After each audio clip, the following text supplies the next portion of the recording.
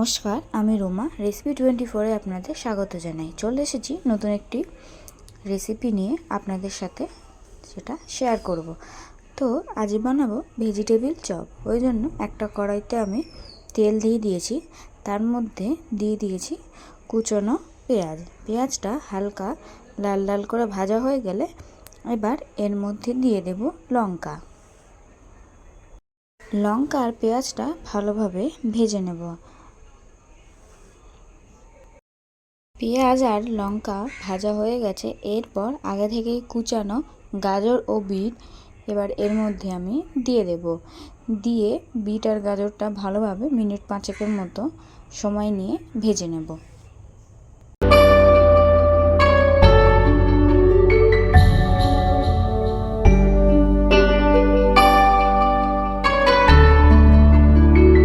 পাঁচ মিনিট মতন ভেজে নিয়ে এর মধ্যে আমি দিয়ে দেব একটু সামান্য পরিমাণ নুন, একটু লঙ্কার গুঁড়ো, কাশ্মীরি লঙ্কার গুঁড়ো ও দিয়ে দেব ধনে পাউডার।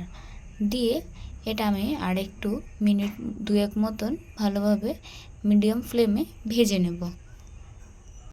নুনটা দিলেই দেখবেন এটা থেকে হালকা হালকা করে জল বেরিয়ে আসছে, ওই জন্য কোনো রকম জল দেওয়ার দরকার নেই। এর মধ্যে টেস্ট আনার জন্য আমি একটু দিয়ে দিয়েছি সামান্য পরিমাণ আদা বাটা। আপনারা চাইলে নাও দিতে পারেন, এটি স্কিপ করে যেতেও পারেন। দেখুন ভাজাটা থেকে প্রায় কতটা জল ছেড়ে দিয়েছে, জলটা অনেকটাই শুকিয়েও এসেছে। এবার আমি এর মধ্যে দিয়ে দিচ্ছি চিলি ফ্লেক্স। আপনারা এটা চাইলে দিতেও পারেন, আবার এটি স্কিপ করেও যেতেও পারেন।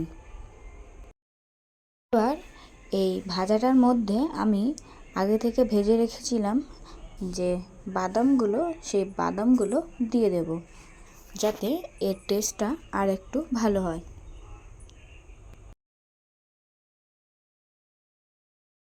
গাজর আর বিট অনেকটাই সেদ্ধ হয়ে গেছে, এবার আমি এর মধ্যে দিয়ে দেব আগে থেকে স্ম্যাশ করে রাখা আলু।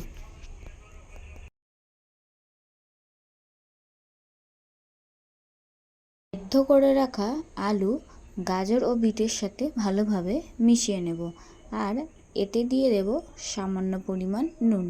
আপনাদের মনে রাখতে হবে গাজর আর বিট ভাজার সময় আমি সামান্য পরিমাণ নুন অ্যাড করেছিলাম, আর সেদ্ধ আলু দিয়ে দেওয়ার পরও আমি এতে দিয়ে দেব সামান্য পরিমাণ নুন।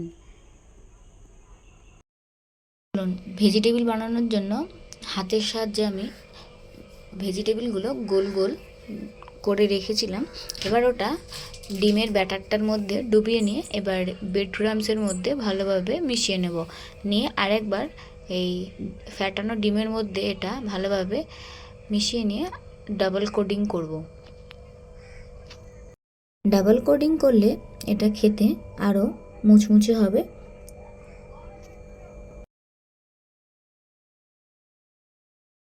আর ভেজিটেবিল চপগুলো ভেজে নেওয়ার জন্য আমি কড়াইতে দিয়ে দেবো তেল। তেলটা গরম হয়ে গেলে ওর মধ্যে আমি একে একে ছেড়ে দেব বানিয়ে রাখা ভেজিটেবিল চপগুলো।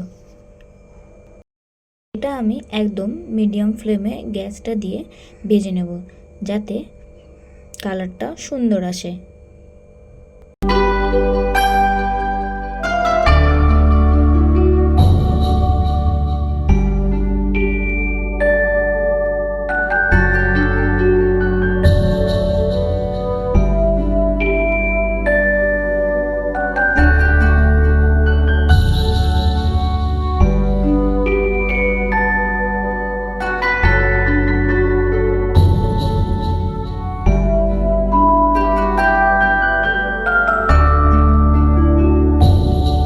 ভেজিটেবিলের এক পিঠ ভাজা হয়ে গেছে, এবারে খুন্তির সাহায্যে অন্য পিঠটা উল্টে দেবো, যাতে ওই পিঠটাও ভালোভাবে লাল লাল করে ভাজা হয়।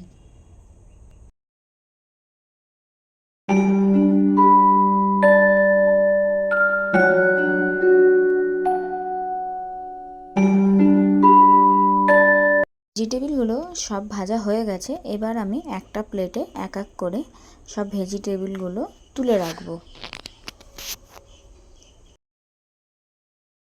চলুন তাহলে ভিডিওটি আজকে এখানেই শেষ করছি। আপনারা ভালো থাকবেন, সুস্থ থাকবেন, সাবধানে থাকবেন।